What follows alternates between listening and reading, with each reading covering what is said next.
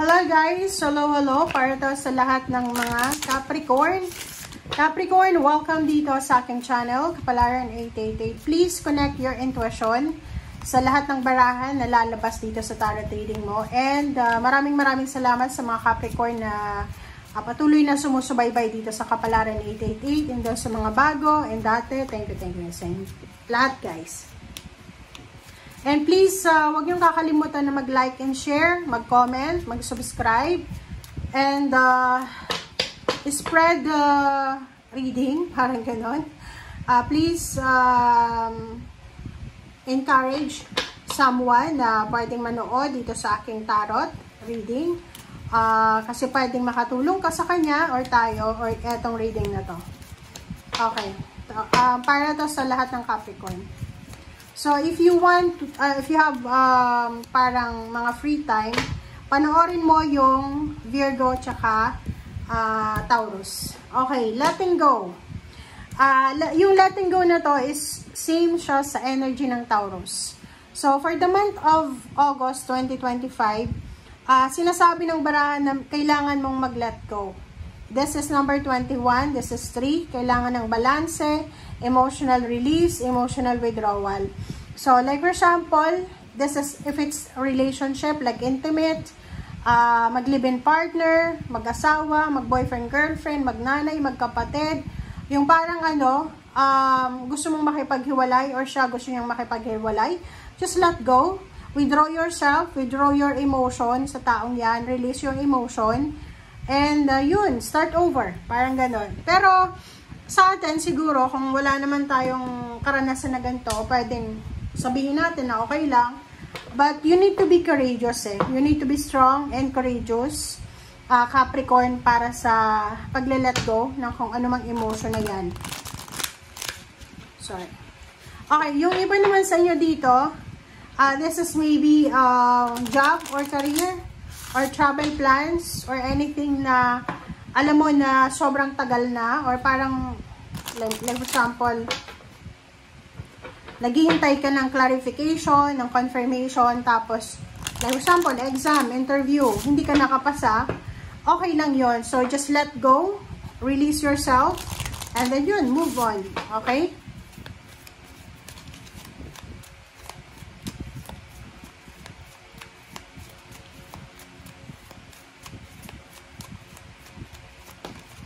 Okay. Being in the flow. Oh, 'di ba? So this is contradicting. Okay? So sinasabi, I'm in the flow of the universe. So yung reading mo ay same sa Taurus. So sinasabi ng baraha sa inyo na you need to go with the, you need to let go. You need to let go, being in a flow, let it go, let God, let it flow. Parang gano'n, paulit-ulit, 'di ba? So kung ano man yan na nangyayari sa buhay mo, sinasabi ng barahan na oras na para mag-move on, oras na para alisin natin ang ating sarili, detach natin, is either emotion yan, tao, lugar, sitwasyon, or kano pa man.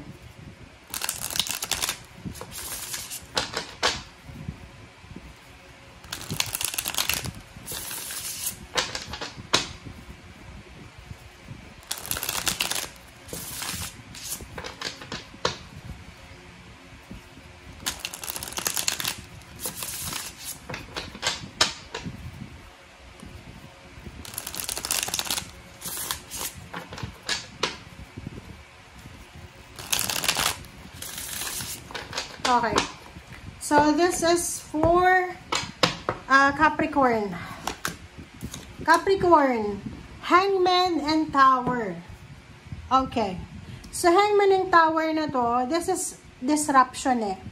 So, like for example, may plano ka, maybe plano mo siya ng July, hindi siya natuloy eh. So, maybe July or August, maybe this is travel plans, or kung ano man siyang plano, like mag-relocate, mag-apply ng trabaho, or kung ano pa man, sinasabi ng barahan na disrupted yung plano mo. Parang hindi natuloy. Okay? Pwedeng bumagsak yung foundation mo eh. Like, di ba, pag halimbawa disappointed tayo, talagang parang feeling natin, pinagbagsakan tayo ng langit at lupa. Di ba? Ito yung pakiramdam eh, na merong nasira. It's either galing ka sa heartbreak, kaka-break mo pa lang, kaka-lay off mo lang, kaka-terminate mo lang sa trabaho, or kung ano pa man. So, sinasabi ng baraha sa'yo dito, na, kung halimbawa na you're in pain, kailangan mo sigurong maghintay pa para makarecover ka muna. So, sinasabi ng baraha sa'yo na wag nating masyadong madaliin yung healing. So, kung halimbawa na mayroon tayong pinagdadaanan, you need to parang honor your feelings and emotion. 'Di ba? Masaya, malungkot, honor your emotion. Okay. Wow!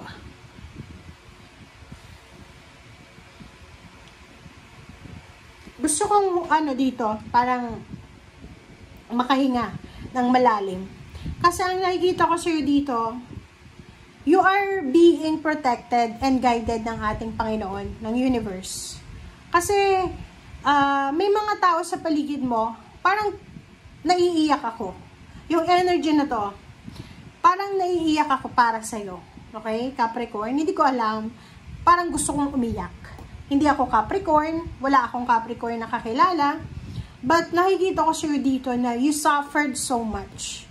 You suffered so much from the 7 of Swords Yung parang alam mo na harap-harapan kang tinatraidor, harap-harapan kang binabackstab. Yung parang halimbawa may kaibigan ka, nagiinuman kayo, or parang may mga kapamilya ka na magkakaharap kayo So since uso ngayon yung cellphone yung parang di ba chat-chat, halimbawa kaharap mo sila, pinag-uusapan ka pala nila through chat. Without your knowledge. 'Di ba? So, ang nakikita ko sir dito, maraming parang mabuti kang tao. Na-misinterpret ka lang ng mga tao sa paligid mo. It's because hindi nila kaya yung power na meron ka, yung strength na meron ka.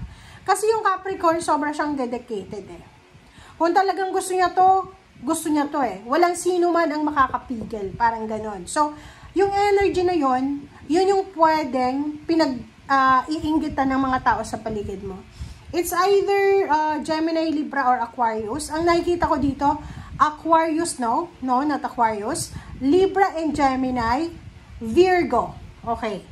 Leo, Aries, Sagittarius, Scorpio. Sila yung mga taong parang harap-harapan kang binagtatawanan, binabackstab. But, thank God, 'di ba? Kasi ngayong Agosto na to, you will get the freedom. You will have the freedom. Yung parang makakaalis ka na sa sitwasyon na to 'di ba? Yung halimbawa, ilang beses ka nang nakisama or ilang beses kang parang binigay mo na sa kanila lahat, but wala pa rin Hindi pa rin sapat. So nakikita ko sir dito na you're moving on, you're withdrawing yourself from this toxic relationship. Mapa-love life man yan, in-laws, or relatives, or friends. Okay. Oh, 'di ba? Kita mo na? Talagang protektado ka ng universe, guys. So, yun yung dapat na maging proud ka sa sarili mo Kasi kahit ilang taon ka pa nilang sirain, without your knowledge, without your knowing, lalabas at lalabas yung katotohanan. Okay? Yung parang yung hinahayaan mo lang na sinisiraan ka, minamaliit ka, and then biglang nagbigay ng milagro ang universe. So, pinakita sa taong yon kung gaano sila kasamang tao. Okay? So, dito sinasabi ng baraha na you're moving on, you're creating your own happiness. Nakikita ko na full of love, full of happiness, full of success, full of protection, full of guidance, ang nakikita ko sa'yo dito. So, sobrang saya, sobrang peaceful ang buhay mo, simula ngayong September, or maybe August if you are came from hardships or mga breakups na yan, or problema. Alright. So, dito, sinasabi ng Queen of Cups, 'di ba? So, ngayon, sinasabi ng barahan na to na you're moving on na 'di ba? You're moving on, you're releasing yourself, you're detaching yourself sa kung ano man na toxic, ano man na negative, mapa-emotion man yan, mapa-relationship, mapa-trabaho, or kung ano pa man. And nakikita ko sa'yo dito na kontrolado mo na yung sitwasyon. Yung parang at peace ka na. Kasi nakalaya ka na nakawala ka na sa toxic na relationship nakawala ka na sa problema. Okay? 7 of Pentacles and Death card. Diba? Kita mo? Sinasabi ng baraha sa'yo dito na lahat ng pagpupursige mo, lahat ng sufferings mo, lahat ng pain and heartaches mo, matatapos yan. Okay? And you will receive parang grace from the universe because of your hard work and determination and because of the pain and heartaches na naramdaman mo from your past. Okay, or current situation. Okay, please comment down below if you are resonated. I-verify natin to, Capricorn. Okay, so Hangman and Tower. There's a 4 of wheels. So, nakikita ko sa'yo dito, maybe disappointed ka because, like for example, you're planning to save money, diba? Pwedeng nagtitipid ka, hindi ka makapagtipid because kailangan mong gumastos kasi may emergency na nangyari. So, merong mga disruption dito Yung plano mong pag-iipon ay posibleng hindi na matuloy or hindi pa matuloy. Okay? Paki-comment nga sa comment section. Yung plano mong save ng money para sa pera, para sa bahay, gusto mo magkaroon ng bahay, ay posibleng hindi pa matutuloy. Yung plano mong travel, if you're an OFW, plano mong umuwi ng Pilipinas, pwedeng hindi pa siya matuloy this August. Okay. 7 of Cups, sinasabi ng baraha sa'yo dito na, you have choice and options, guys. Kung talagang gusto mong matahimik yung buhay mo. Kumbaga, you suffered so much from your past. So, kailangan mo na sigurong matutunan ito 'Di ba? Yung parang wag mo nang pabalikin yung mga taong nakasakit sa'yo. Wag mo nang, hindi ka naman siguro sadista or kano pa man na alam mo na sinasaktan ka, pero hinahayaan mo lang. 10 of Cups. So, this is double confirmation.